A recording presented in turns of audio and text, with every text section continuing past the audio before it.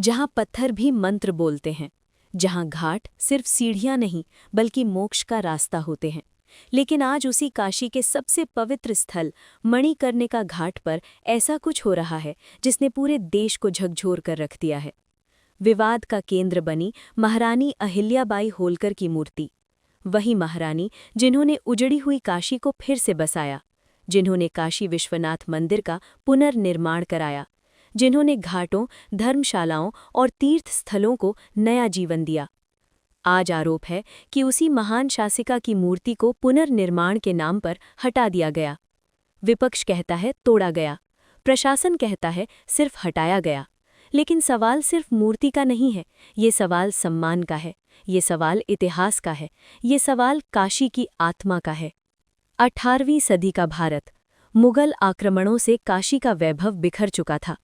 काशी विश्वनाथ मंदिर खंडहर में तब्दील हो गया था। तभी आगे आईं महारानी अहिल्याबाई होलकर। उन्होंने न तलवार उठाई, न सिंहासन के लिए युद्ध किया, बल्कि अपने धन और संकल्प से धर्म और संस्कृति को खड़ा किया। उन्होंने काशी विश्वनाथ मंदिर का पुनर्निर्माण कराया, मणिकर्णिका सहित कई घाटों को संवारा, यात्रियों के लिए धर्मशालाएं बनवाईं, तीर्थों की पहचान बचाई।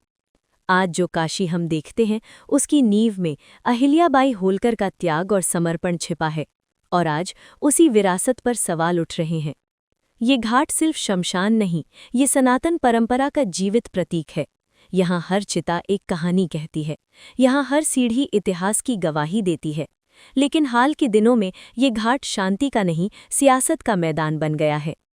वाराणसी प्रशासन कहता है घाट के नीचे पानी का रिसाव था, ढांचे कमजोर हो चुके थे, हादसे का खतरा था, इसलिए पुनर्निर्माण जरूरी था।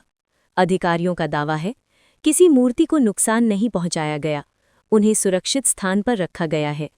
लेकिन सवाल ये है कि क्या ये काम पारदर्शिता से हुआ? क्या श्रद्धालुओं को भरोसे में लिया गया? क्या इतिहासकारों की राय ली गई? विपक्ष सीधे सरकार पर हमला कर रहा है।